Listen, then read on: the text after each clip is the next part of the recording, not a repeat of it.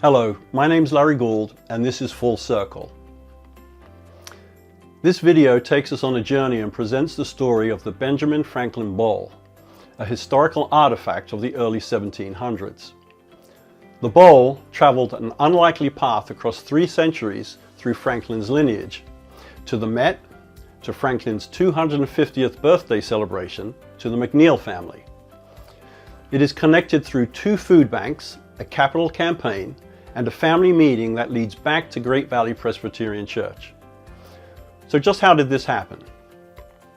Let's dive into this amazing course of events.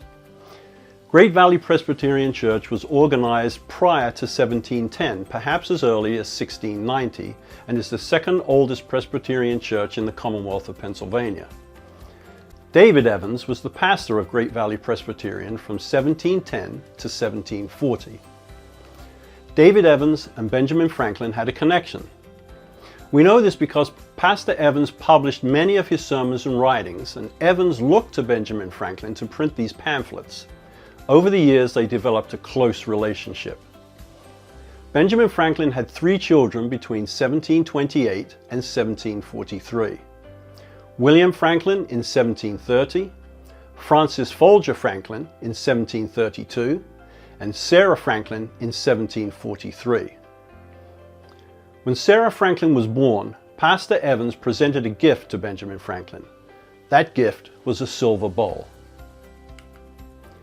Now let's hear more from Craig Erickson as to where the bowl traveled over the years. Thanks, Larry.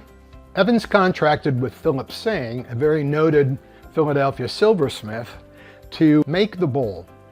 Upon the bowl being finished, he had it inscribed to say simply D. Evans to S. Franklin. It was presented to Benjamin Franklin, again to commemorate his daughter Sarah's birth. Sarah Franklin married Richard Bach, and they were the parents of 8 children. And it was through the 8 children that this bowl began to pass down through the lineage of the family. In 1946, there was a physician in Westchester, Dr. Bach, who died without issue. Consequently, his entire estate was put up for auction. At that point in time, it was purchased by a collector who was also a dealer of antiquities. He held on to the bowl for a number of years, and then he decided to also auction the bowl. At that point in time, it was picked up, that was in 1980. It was purchased by a family, and it remains in that family until about 2020. In 1956, it was on display to commemorate Benjamin Franklin's 250th birthday. And in 2006, it also was displayed as part of Benjamin Franklin's tercentenary. And that was held in the Philadelphia Constitution Center. And that's where I first saw the bowl, and it's piqued my interest. Thanks, Craig. We really appreciate your fact-finding on these details. Now over to Chris Zubik, where the story picks up again in 1995. So Chris, share with us how the bowl intersected with your journey. Yes, it is a very interesting story, and it began with our attending Covenant Presbyterian Church. During that time, they had asked me to become involved with the People's Pantry. And in that, part of the obligation was to reach out to different locations and food banks. And one of them was Chester County Food Bank. And I had an opportunity to meet with Bob McNeil.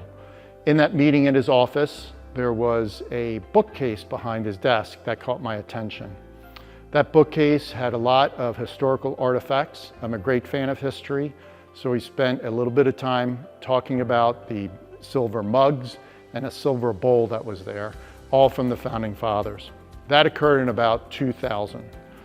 Flash forward to our time now with Great Valley Presbyterian Church. We started attending the church in 2017, and during that time we have become involved with the church.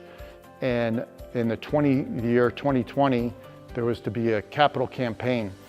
And with that capital campaign, we wanted to put together a short video on the history of the church. for the congregation. In one of the meetings I had with Craig Erickson, he had referenced a silver bowl. That gave me a flashback to the meeting that I had with Bob McNeil. So I gave him a call when I got home, and I asked him to look at the bowl and to see what he could tell me about the bowl. Was there anything on the bowl? And he had referenced there was inscribed D. Evans to S. Franklin. That created the wow moment because our original pastor was David Evans. And when I explained that to Bob, he was amazed. He wanted to know what I wanted to do with it. And I said, I just want to take a picture and put it in the video. And he instructed me to come over and just take it and do what I wanted to do with it and bring it back to him. I did not want that responsibility.